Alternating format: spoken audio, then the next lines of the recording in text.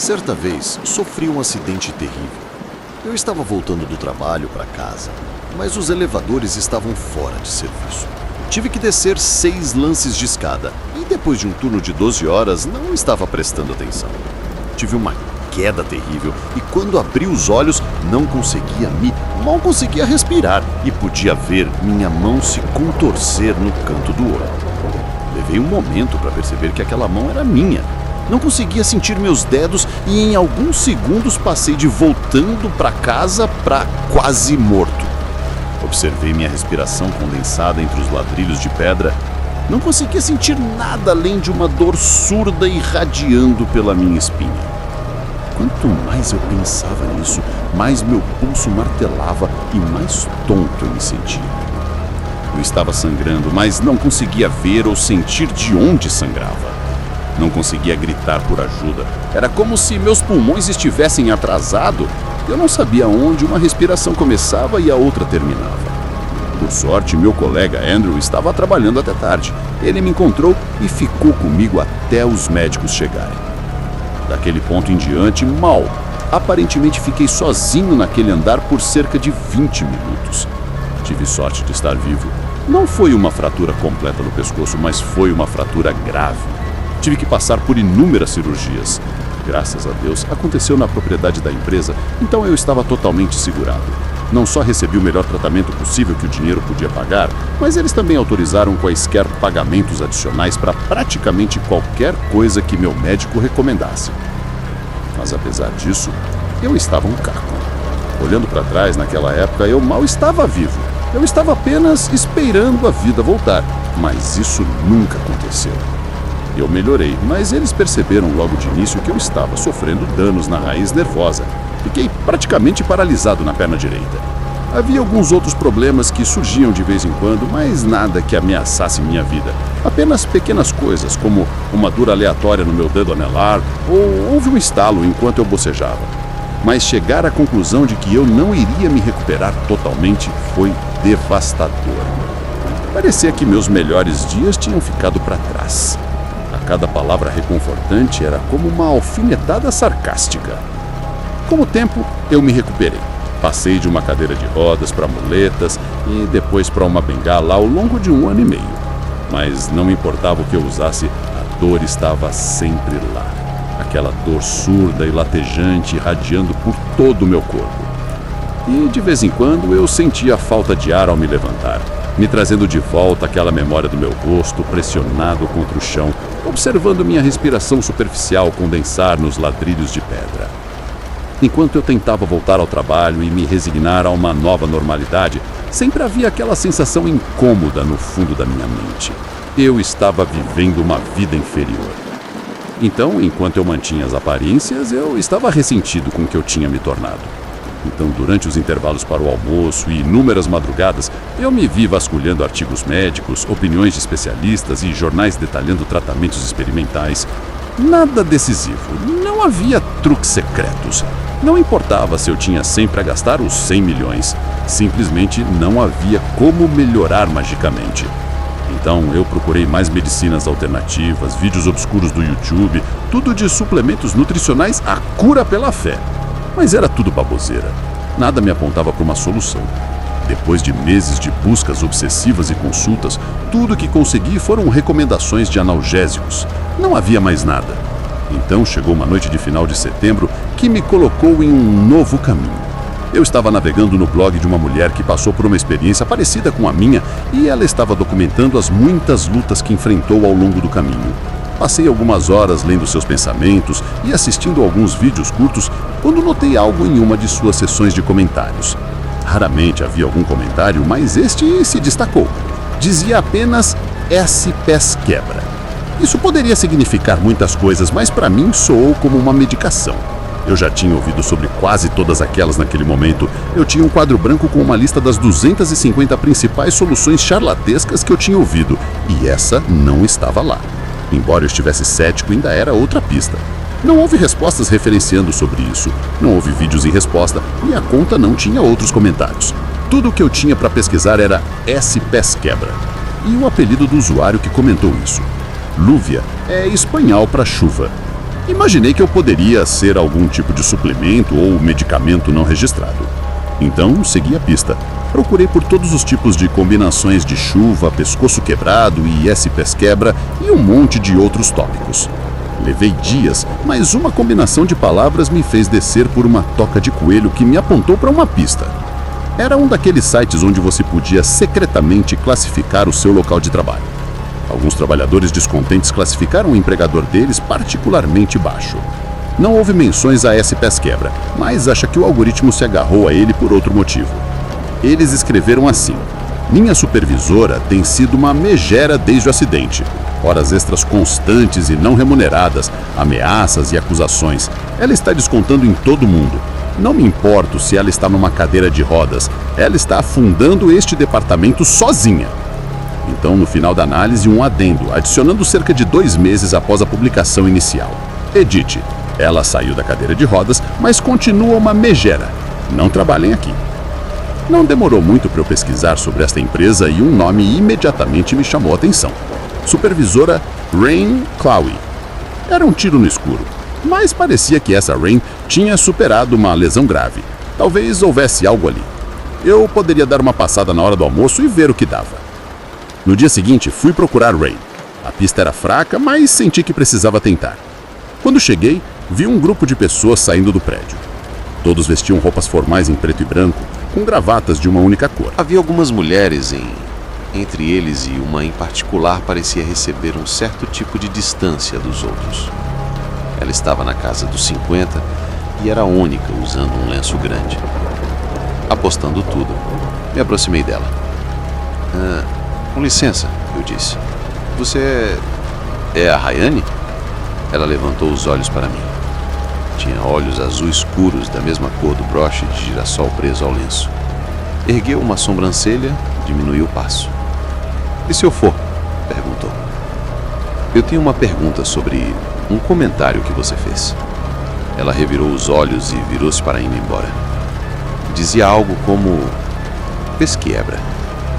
Não sei o que isso significa, mas tenho a sensação de que você pode me ajudar. Ela parou no mesmo instante. Suas colegas a esperaram, mas ela fez um gesto para que seguissem sem ela. Ela aproximou-se de mim, analisando-me de cima a baixo, com um pescoço rígido. O quão ruim está? Ela perguntou. Muito ruim? Ruim bastante para te meter em problemas? Se eu puder me livrar disso... Sim, você pode. Ela sentiu.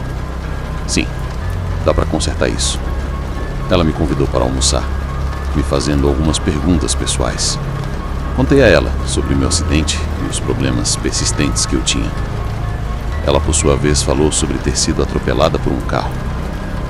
Ela estava paralisada da cintura para baixo, há 2 anos, mas, obviamente, ela não estava mais paralisada. Eu levantei os olhos da minha refeição. Rayane tinha um olhar intenso, como se estivesse pesando minha alma. Então, qual é o segredo? Perguntei. Tem um cara, ela explicou, mas vai custar caro. Eu tenho dinheiro guardado. Suspirei. Só me deu o valor. Não é esse tipo de custo, ela disse, balançando a cabeça. Mas podemos descobrir. Trocamos informações de contato.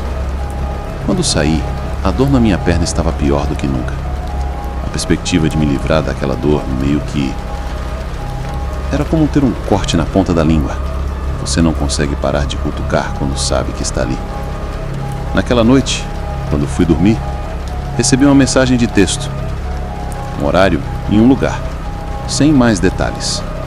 Pesquisando online, parecia ser um hotel, mas não obtive número de quarto, nem direções, nada.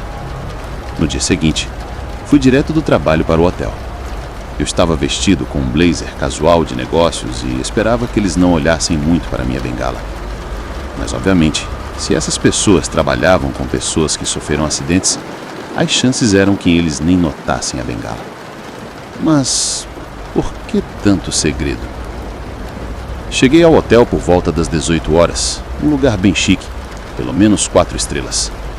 Havia uma pequena fonte no saguão com um piso de mármore preto. Cheirava a flores e produtos químicos. Assim que eu entrei no saguão, Havia um homem perto dos elevadores, acenando para mim. Por aqui, senhor. Ele apertou o botão do 12º andar, mas não disse nada. Era como se eu já devesse saber o que fazer. Entrei no fundo do elevador, tentando o meu melhor para ficar calmo. Uma centena de pensamentos passaram pela minha cabeça enquanto a música tocava. Eu não tinha ideia do que esperar, mas eu com certeza não esperava o que recebi. As portas se abriram para uma cena saída diretamente de um filme. Portas duplas, escancaradas, guardadas por 2 homens corpulentos com coldre de armas visíveis. Eu podia sentir um cheiro de fumaça de charuto vindo do outro lado do corredor. Havia música tocando enquanto essas pessoas elegantes andavam de um lado para outro, servindo aperitivos em bandejas de prata. Muitos olhares curiosos me fitaram, mas eles se acalmaram assim que notaram minha bengala. Dei um passo para frente. Um dos guardas me parou. Pensei que ele fosse verificar minha identificação ou me pedir para sair. Em vez disso, suas feições suavizaram. Você precisa de ajuda, senhor? Não, eu estou bem. Eu disse obrigado. Aproveite sua estadia aqui. Havia cerca de 25 convidados no total, atendidos por uma equipe de garçons. Era difícil ter uma boa noção de todos nesta festa particular, tanto por causa da iluminação fraca e da fumaça de charuto, mas também porque muitos deles pareciam ocupados. Alguns estavam olhando seus telefones, enquanto outros estavam tendo conversas íntimas uns com os outros e com os serventes. Você se perdeu aí, rapaz? Virei-me para um homem que só pode ser descrito como um espantalho vivo. Pelo menos 1,90 m, pálido, com cabelo branco penteado para trás e com gel, olhos azuis intensos escondido atrás de um par de óculos. Acho que você está procurando o homem no santuário interno. Ele continuou. Só seguir as muletas. As muletas não tem como errar. E com isso ele foi embora. Como ele disse, havia muletas cobrindo a parede. Algumas curtas, algumas longas, algumas velhas. Havia uma de madeira que parecia prestes a desmoronar. Havia algumas vitrines alinhadas na parede, exibindo vários itens estranhos. A primeira que me chamou a atenção foi a metade de um crânio humano mergulhado em prata. Havia uma placa ao lado. A Sociedade dos Pescoços Quebrados. Era isso. S. Pesquebra. Era um código abreviado para o que fosse esse grupo secreto. E a caveira, na metade, era o ícone deles. Mas em que diabos eu tinha me metido? Eu estava navegando pelos muitos itens estranhos expostos, tentando descobrir com que tipo de pessoas eu estava lidando, quando senti uma mão no meu ombro. Era Rayane. É hora de você conhecer nosso anfitrião. Nunca cheguei a saber seu nome completo ou verdadeiro, mas todos chamavam de Garland. A primeira vez que eu o ouvi, ele estava sentado no que só pode ser descrito como um trono de couro. Ele mantinha suas mãos em 2 tigelas de lodo cor de magenta. Aquilo cheirava como uma mistura de cloro e flores. Garland era o tipo de pessoa que não dá para saber a idade dele. Ele tinha o rosto e o cabelo de um adolescente, mas o cinza na barba por fazer sugeria que ele era muito mais velho do que aparentava. Mas eu não consegui dar uma boa olhada nele. Eu mal conseguia ver qualquer coisa através da escuridão e da fumaça. Rayane foi na frente, abrindo o caminho para mim. Aproximando-se dele, ela se virou para mim introduzir. Trouxe um amigo especial para você, ela disse apontando para mim. Estou vendo. Garland sorriu. Linda bengala. Deve ter custado caro. Ele se encostou no assento, mantendo as mãos encharcadas na tigela de lodo vermelha. Ele era muito deliberado nos seus movimentos, como se explorasse cada músculo. Sem quebrar contato visual, ele assentiu para mim. Eu posso te ajudar com isso. E pelo resto daquela noite, eu era um dos populares. Eu literalmente só tinha que estender a mão para pegar uma bebida. Acontece que Garland era coproprietário do lugar. Ele era um sócio oculto de uma variedade de hotéis, motéis, albergues e serviços de planejamento de eventos. Eles estavam atualmente trabalhando com um novo parceiro, com o objetivo de adquirir alguns novos negócios. Eu não gostei do jeito que ele disse isso. Parecia que alguém estava fazendo algo que não deveria. Em algum momento, no meio da noite, eu tive uma conversa com Rayane. Ela estava um pouco embriagada, mas ela reservou um tempo para explicar sua relação com Garland. Eu fiquei paralisada, ela disse, da cintura para baixo, completamente paralisada. E melhorou? Se melhorou? Ela riu. Fiquei melhor do que antes do acidente. Uma sessão com Garland pronto. Uma sessão? Uma sessão. Ela sorriu enquanto brindávamos. Eu poderia fazer uma sessão. Eu pagaria muito por uma única sessão. Fiquei lá até o início da manhã. Quase 1 hora antes do amanhecer. Quando saí daquela festa cambaleando, um dos porteiros chamou o táxi e colocou um bilhete na minha carteira com uma data e um local. Eu mal podia esperar. Embora eu não confiasse naquele homem, os resultados falavam por si só. O pensamento de voltar ao normal doía em mim ainda mais do que a dor surda na minha perna. No dia anterior à nossa reunião, eu estava no trabalho revisando um documento de um contrato. Eu estava trabalhando naquilo o dia todo, e por ser um trabalho de rotina, não estava realmente interessado. Era um documento padrão e eu considerei em apenas aprová-lo como está. Eu mal conseguia prestar atenção de qualquer maneira. Ainda assim, eu estava na última página do documento quando recebi um e-mail. O assunto da mensagem dizia: ao nosso novo querido amigo do pescoço quebrado. Era Garland entrando em contato comigo antes do nosso compromisso agendado. Em vez de pagamento por seus serviços, ele me pediu algumas informações. Não era nada grande, apenas uma cópia do documento em que eu estava trabalhando naquele dia. Como ele sabia o que eu fazia para me ver, era desconcertante na melhor das hipóteses. Não tinha como. Embora não fosse importante na grande escala das coisas, era tecnicamente sigiloso. Ainda assim, não conseguia pensar em como compartilhar este documento poderia ser ruim. Era realmente apenas uma tecnicalidade empresarial. Eu não estava pensando em nada além de mim. Eu queria me sentir normal e ter isso ao meu alcance e era muito atraente. Eu tinha ido longe demais e visto o tipo de pessoa que eles eram. Diga o que quiser sobre Garland e seu estilo de vida, mas havia algo mais nisso, algo místico. Eu enviei o documento e cobri meus rastros. Olhando para trás foi idiota, eu sei. Tenho certeza de que você também já fez sua cota de coisas estúpidas que você não se orgulha. Fui ver Garland no hotel no dia seguinte. Havia uma pequena sala escondida no spa atrás de uma porta sem identificação. Foi fácil de localizar. Honey já estava me esperando. Você está pronto? Ela perguntou sem levantar os olhos do chão. Sim, eu disse. O que você está fazendo aqui? Eu sou sua madrinha, ela explicou. Serei responsável por você, então vê se não dá vacilo. Ela assentiu para mim e bateu na porta. Ela se abriu. Era uma sala branca, simples, com uma única cadeira confortável. Tinha o mesmo cheiro estranho que eu tinha notado na vez que conheci Garland. A coisa aquele estregada nas mãos. Honey fez o sinal para eu me sentar. Então eu sentei, esperei e esperei. Acho que devo ter cochilado, porque em algum momento Garland estava lá. Eu não o vi entrar no quarto e ele não estava lá quando eu cheguei. Ainda assim, lá estava ele. Honey o recebeu. Segundos depois, um par de mãos frias afastou meu cabelo e a outra abriu meus olhos gentilmente. Apenas tente relaxar, disse Garland.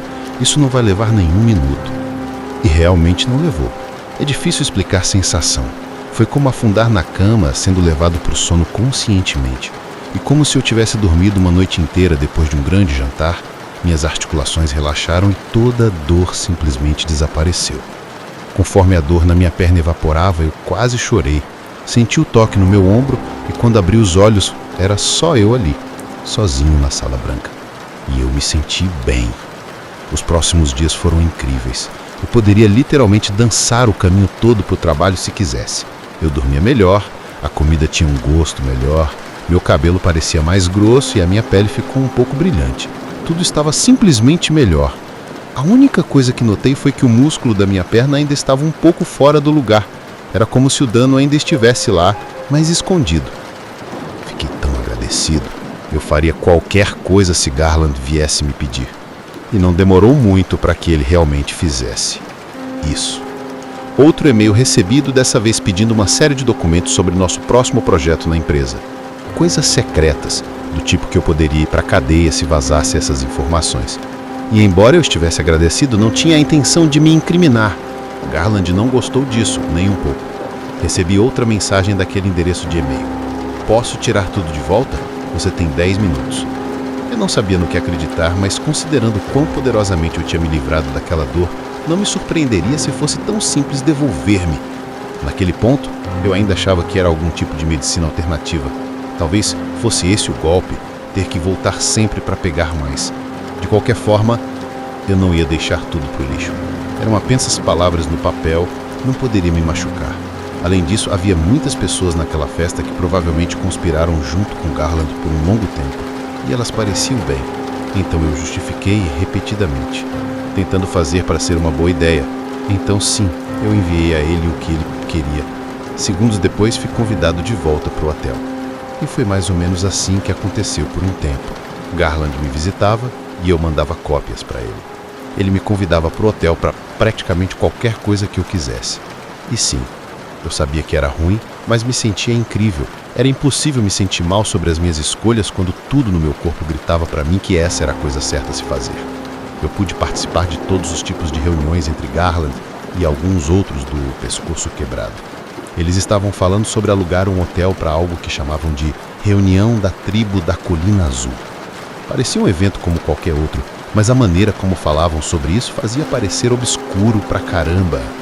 Sempre havia alguém estranho na porta, pessoas querendo contratar um padrinho ou uma madrinha, um sujeito que colecionava órgãos raros, um grupo de pessoas que falava de ter acesso aos bastidores do hotel, não sei bem porquê, mas parecia que estavam entrando furtivamente nos quartos.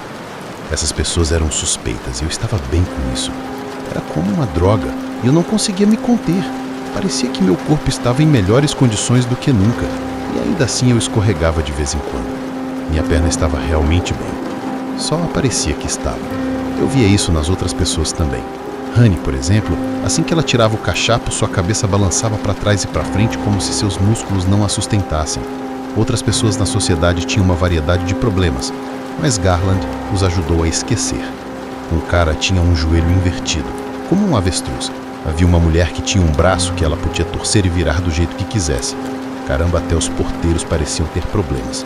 Acho que eles realmente e literalmente tinham pescoços quebrados. O pensamento me ocorreu que algumas dessas pessoas poderiam realmente morrer se não fosse por Garland e seu tratamento. Talvez eles não tivessem escolha a não ser servir. Comecei a perceber algumas rachaduras na fachada. Tudo começou com Rhiannon. Ela estava tendo dificuldades para entregar algo que Garland havia exigido e ele não gostou nada disso. Durante uma reunião da sociedade, ele me chamou para o lado de seu trono e ergueu a mão de dentro da tigela, apontando para Rhiannon. Sua mão começou a mumificar. Segundos depois, a cabeça de Rhiannon balançava para os lados, como um boneco boblô, enquanto qualquer força que ela ainda tinha no pescoço desaparecia. Ela implorou e suplicou. Depois caiu no chão e jurou que ela faria o que ele queria, seja lá o que fosse. Rhiannon ficou deitado como uma boneca quebrada, mal conseguindo mexer os olhos e os braços. Ela tinha dificuldades para respirar. Quis ajudá-la, mas não consegui. O resto da sala agia como se nada estivesse acontecendo. Quando Garland ficou satisfeito com suas promessas, ele ergueu a outra mão em direção a ela. Sua mão se mumificou novamente e as pernas de Rhiannon voltaram a se mexer. Eu ofereci ajudá-la a levantar, mas ela se levantou sozinha. Quando ela saiu furiosa, Garland acenou para que eu me aproximasse. Continue fazendo o que está fazendo. Ele sorriu. Isso nunca acontecerá com você. E esse foi o status quo por meses. Pelo menos uma vez por semana eu ia ver Garland. Ele me deu um carro novo, pagou um por um apartamento, e sempre que eu tinha um problema ele consertava. Fosse econômico, físico, o que fosse. Ele tinha um cara para tudo. Ações e investimentos. Ele tinha a oportunidade certa. Jato particular na Itália? Pronto em 6 horas exatas. Sem perguntas. Mas eu vi algumas coisas desagradáveis. Pessoas perdendo o controle de seus corpos, caindo no chão, gritando, grupos inteiros de pessoas implorando aos pés de Garland. Ele distribuía presentes e punições como se não fosse nada. Aparentemente é o acaso, mas para mim, quero dizer, estava bem. Não houve repercussões. Eu estava bem. Mas isso mudou. Minha empresa estava enfrentando problemas em que empresas concorrentes estavam nos vencendo em novos contratos. Estávamos enfrentando violações de contrato e perda de receita. Nossos preços de ações estavam despencando e alguém estava comprando investidores minoritários. De repente, estávamos recebendo perguntas desconfortáveis. Pessoas sendo chamadas para reuniões. A TI estava verificando nossos e-mails. Claro, eu tinha coberto meus rastros, mas estava ficando nervoso. E no meio de tudo isso, Garland queria mais. Ele não se importava se eu fosse pego ou não. Ele queria o dele e nada do que eu dissesse iria atrapalhar. Mas eu literalmente não conseguia mais pegar os documentos para ele. Era o alerta vermelho. Eu estava suando muito. Enviei uma mensagem dizendo que não conseguiria. Recebi a mesma mensagem padrão de sempre. Eu? Posso tirar tudo. Você tem 10 minutos. Tentei explicar, não consegui. Verifiquei se conseguia fazer login em uma conta alternativa e acessar as pastas anonimamente. Mas não havia como. As senhas foram alteradas. Havia novos procedimentos de logs para registrar nossa atividade. Acabou. Eu não consegui. Fiquei olhando para o meu telefone enquanto 10 minutos se passaram, mas não havia nenhuma nova mensagem. Nada. Olhei para minha perna, esperando que ela doesse. A dor que eu não sentia há tanto tempo voltaria. O que aconteceria comigo? Imaginei que tinha duas escolhas. Eu poderia tentar ir até a casa de Garland e defender o meu caso, ou voltar correndo para casa e tentar cobrir meus rastros. Eu estava no estacionamento em cerca de 2 minutos. De repente, comecei a receber ligações de números aleatórios. Mensagens de pessoas desconhecidas. Meu senhorio estava me mandando uma mensagem dizendo que meu contrato de locação era inválido. Eu não conseguia nem fazer meu carro da partida. Garland tinha pessoas que conseguiriam desligá-lo remotamente, e acho que ele usou isso. Entrei em um táxi, sentindo meu telefone vibrar com mensagens e chamadas. Estava tudo desmoronando. Eu tinha falhado com Garland e ele estava puxando o tapete. Eu tinha algumas coisas incriminatórias no meu computador de casa que eu tinha que limpar. Mas era isso. Apenas uma pequena viagem de carro e seria isso. Mais ou menos na metade do caminho para casa, o táxi parou.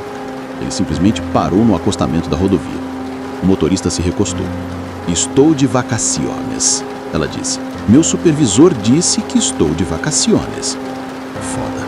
Você simplesmente não pode. Eu tenho que ir para casa. Estou de vacaciones. Estou de folga. Mas eu tenho que... Estou de vacaciones. Não importava o que eu dissesse.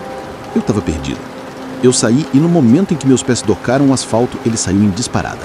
Eu estava parado na beira da rodovia, gritando para ele voltar. Já estava escuro lá fora.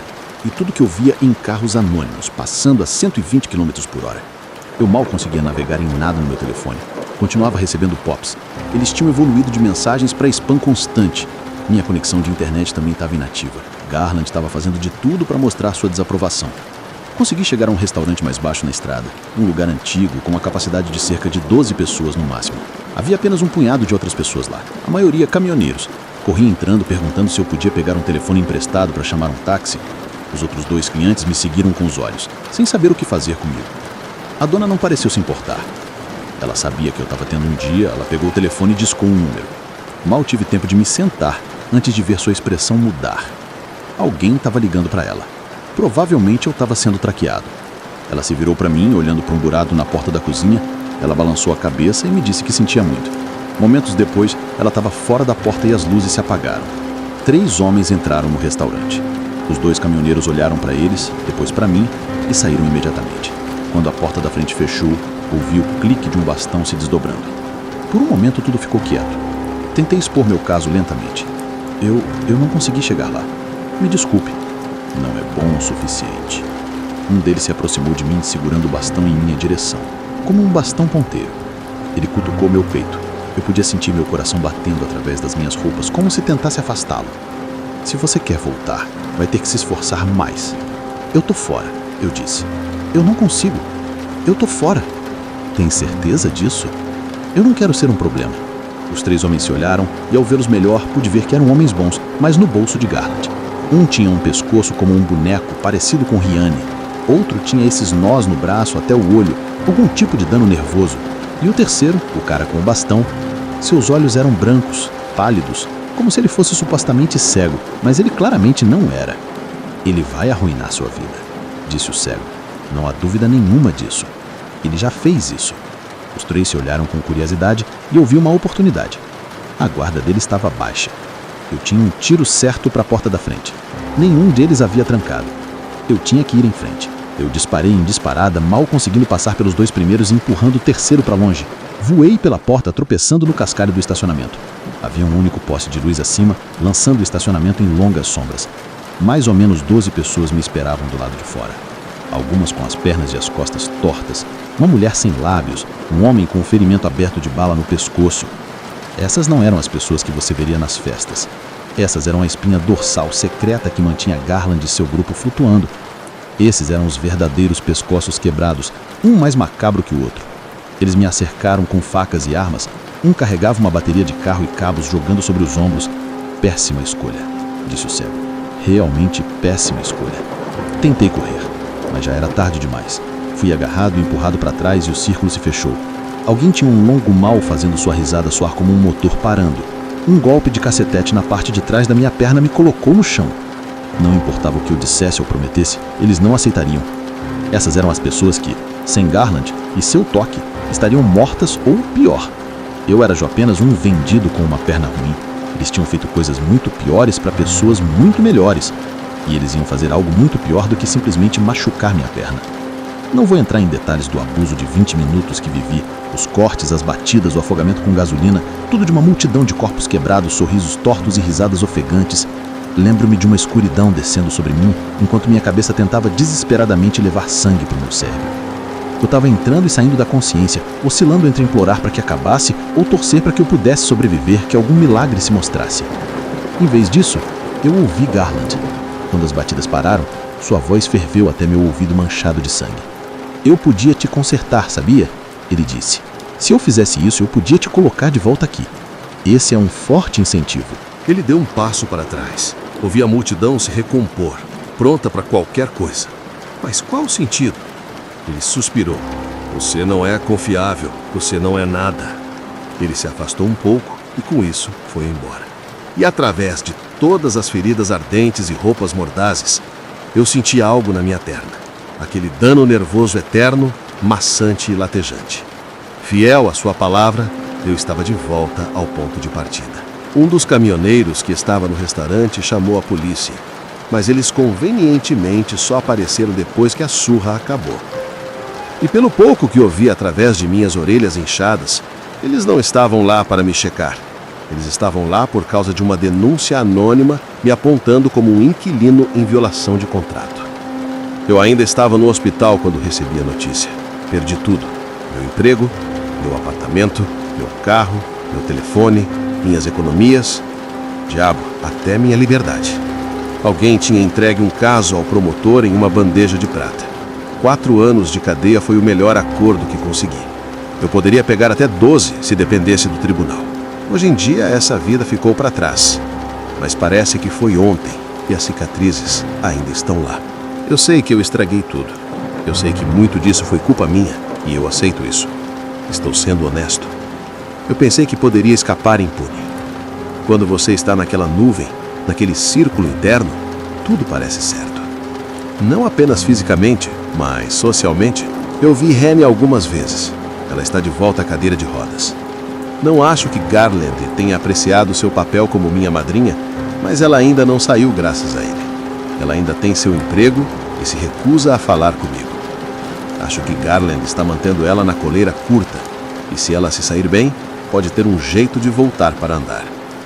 Mas eu, quero dizer, estou fora. Não sei o que a sociedade dos pescoços quebrados faz hoje em dia, e não tenho certeza se quero saber. Não quero ter mais nada a ver com essa parte do mundo. Acho que eu deveria ser grato por eles não terem me matado completamente. Talvez eu valha mais como um exemplo. Quando eu publicar isso, tenho certeza que vai chegar até eles. Não vou chegar muito longe mancando com minha bengala, mas talvez seja melhor assim.